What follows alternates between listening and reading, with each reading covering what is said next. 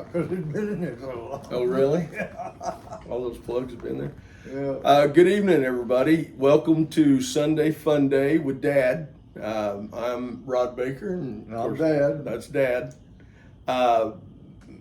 Last week, Dad, we spoke on the promises, basically the spiritual life. Spiritual life's not a theory, and I don't see anybody watching us that hasn't experienced the spiritual life in some way. One of the things you and I were talking about this morning was whether people know it or not, they still have faith. Whether it's in Jesus or whether it's in things not working out, or the slot machines. Well, what's that name of that law that they say if anything can go wrong, it will? What do they call that? That's not Murphy's, is it? Murphy? Is Yeah. it? Well, you ever hear of Uri's law? What's Uri's law? Murphy was an optimist. That sounds like Uri. Yeah. Yeah, that sounds just like Uri. So what I'd like to talk about today is probably the thing that happens in the awakening of the spiritual life and the spirit world. And that awakening cannot occur without a sound mind. That was one of the things that I found about sobriety, is sobriety gave me a sound mind. And so, it took a while because there were some unsound habits, but I could think differently, being clean and sober. So that's one of the things that happens to us when we get clean and sober. I also am aware now, after the last 4 or 5 years, that as people have awakenings, they gain a sound mind. Now there's a whole plethora of things, of different lifestyles that come with that sound-mindedness. There's different habits, somewhat like we talk about where, God told you to be Chuck. Yeah. He didn't tell you to change. No. He told you to be Chuck, and he changed you. Yeah. And so I want to talk a little bit about that sound-mindedness. And the question that I have for you more than any other is, when did you realize that you had become sound-minded? When I realized I'd learned the truth. You cannot be sound-minded without the truth. And when you say the truth, what do you mean by the truth? What life is. Ah, there it is. What life is. That's what the truth is, what life is. Because that's what we live. That's what we are. Right. And if you don't know the truth about that, you never have a stable life. True. Okay? There's a thing called true north. Mm-hmm. You have to find true north to know which direction you're going. The truth is everything is the spirit. I've been studying a book that describes or outlines the creation of the universe. The Bible. All creation. Yeah. It outlines all creation. And it says in the beginning it was dark before there was light. Right. So you have to overcome the darkness. There's darkness out there in your life. It begins in darkness. And in that darkness, the spirit hovered over the surface of the waters. And all life came from the waters. So I surmise that the spirit is responsible for all life. I can see your sermonization. Sermonization. So if the spirit is responsible for life, Mm-hmm. then it's also responsible for the maintenance of that life. Good point. Okay? So you have to depend on the spirit to maintain your life. And nobody teaches us that. No, and that's a great point, because what I was taught was the principles. Yeah. What I was given was a set of tools that helped me grasp the principles Yeah. of the spirit life. And if you know the principles, Mm-hmm. so you don't have to know Newton to discover the Law of gravity. Right. Absolutely. Okay. 32 feet per second. You fall. If you step off the building, you're going to fall. Yeah. Whether you know the law of gravity or not, it's going to work. The principles always work. Yes. And in the spirit, there's fruit. Mm. Now, the fruit is the summation of all of the spirit. You plant an apple seed, and an apple tree grows up, and it gets a blossom, and it gets a bud, and it gets a apple, and it grows until it's ripe, and then you pick it. That's the fruit of that apple seed that started in the ground. So you're talking about the fruits of the Spirit. Fruit of the Spirit. There's Right. fruit of the Spirit. There's a completion of the Spirit. Won't you list those? Love, joy, Love, joy, Peace, peace, patience, kindness, gentleness, goodness, faithfulness, self-control. wow, self-control. There it is. Self-control. There's also a theory that the last shall be first. So, in that being the case, self-control is the first. Which runs exactly parallel with sound-mindedness. It's what makes sound-minded. If you can control yourself, you have a sound mind. That makes your mind sound, is controlling yourself. And without self-control, you can't practice any of the other fruits. No, you can't. No, you can't. You can't practice the other principles without sound-mindedness, without sober-mindedness. So in any recovery, your purpose is getting self-control. Not letting yourself be subjected to outside influence. Not letting yourself succumb to temptation. Glenn Urie said he learned how to deal with temptation. Just yield to it. There's another Urie law. Oh, Urie's a famous guy. Well, and as we read in the promises last week, we found that God was doing for us what we couldn't do for ourselves.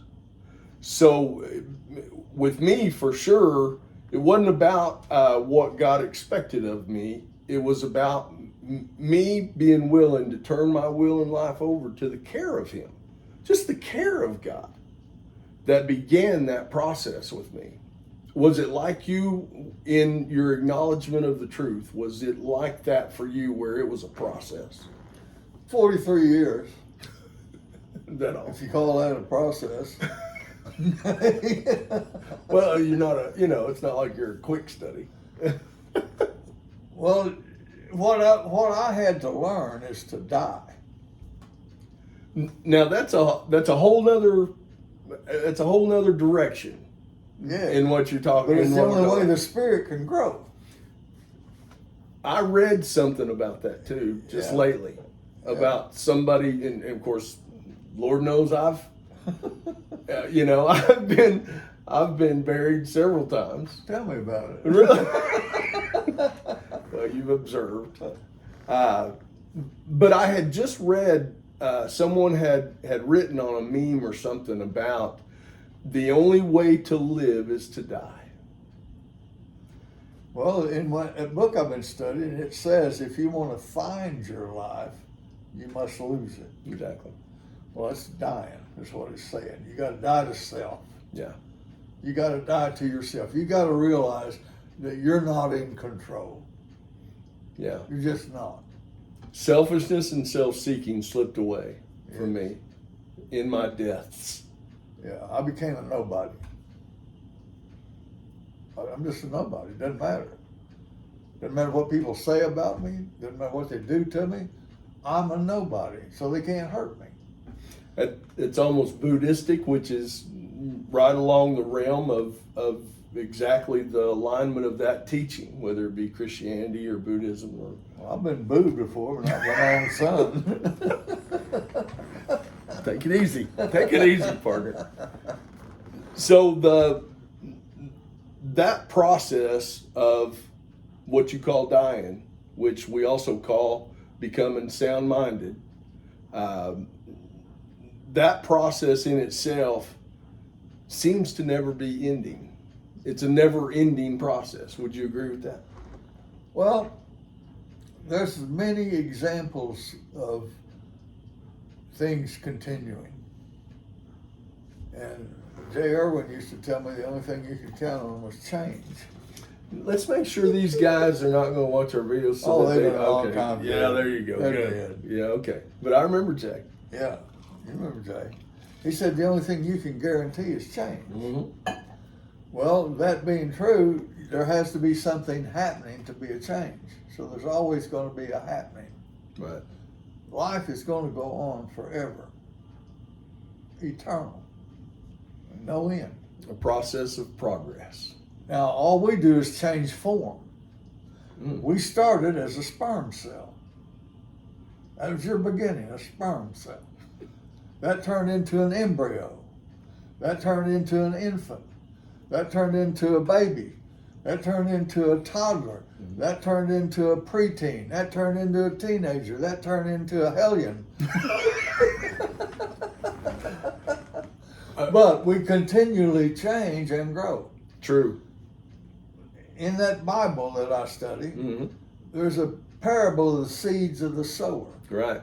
And it talks about planting seed, and the whole thrust of that story is growth. Mm-hmm. Some produce 30, 60, 90 fold. Now there's different types of soil, Right. but the purpose of the soil was for the growth. Right. Without the growth, it's an endless story, stupid story. And it doesn't end with the harvest. No, harvest is just one season. Just one season, man. You have a harvest every season. Yes. Yeah. I remember going through the thought process of when will this be complete? When will this process be enough? And it's not. In the year 10,299. Nice of you to put a date on it. But for me, it was that constant trying to achieve where it was going to be complete. And so one of the things about being sound-minded was me realizing that the completion is not the completion. Yes, there's a beginning and an end, but it's just into another, let's call it a dimension, phase of our development, to a whole different place where those principles still are universal. Do you agree with that? Well, the three remaining things are hope, faith, and charity. Absolutely. That's what is constant and will always be there. Everything else changes to grow to that. Right. You grow to fulfill your hope. You grow to have your faith effective. Right. And charity, you have to grow into charity, which is love in the agape sense, Right. godly sense. But those are the end result, because that's what remains. And yet they never complete. They never stop. They There's just no keep end growing to it. into them. There's Yeah. no end to them. It's eternal. They're eternal. Now, what would you do if you came to the end of what you wanted to do? I'd start over. Why quit? I would. I'd start over. Why quit? Exactly. Why quit? If you're going to start over, it'd be boring to do the same old thing again. I'd rather do what's here today Right. What's next? than start over. Well, that's the thing about me doing the steps every year. You know, I do one step a month, and have been for 28 years now. And so each time I do the steps, it's on something different. Well, if you were a doctor Mm-hmm. or a lawyer or psychiatrist, you'd have to have continuing education. True. That's what your steps are. Yeah. Continuing education. Continued maintenance. Continuing education. You Yes. learn something every time you do that. Every year you do the steps, you learn something else. I do. Because there's a different situation it applies to. Yeah. But that's your continuing education. That's all you're doing, continuing to educate yourself through a system that you're familiar, comfortable with, and have confidence in. Absolutely. Okay, so Yeah. I totally agree with the steps. Yeah. You've seen it up close and personal for all these years. I did step one. You and my brother. Yeah, he's done it 28 times. Yeah. Y'all are definitely powerless. Once That's for is sure. enough for me. What I have found is it has been very unique to realize the things in my life that I was powerless over. And the comfort I have in reaching that step 3 where I turn that power over, where I turn all that over to God. Well, when you can relieve yourself of the responsibility, Right. then it's easy. Then you just show up. You show up. On time. It's not your fault. It's not your anything. It hasn't anything to do with you. No. You just show up and be there. You show up on time. Yeah. And then everything else, you do the best you can do. Whatever you know to do, you do. And that's it. You don't have to do more than you can. Yeah, it is that simple. Yeah. It is that simple, that's for sure. Anything else you'd like to talk about with sound-mindedness? Well, you have to renew your mind. Mm. You have to renew it. Okay? And my opinion of that is you have to quit thinking naturally and think supernaturally, because the supernatural controls the natural. So if you can begin to think in the supernatural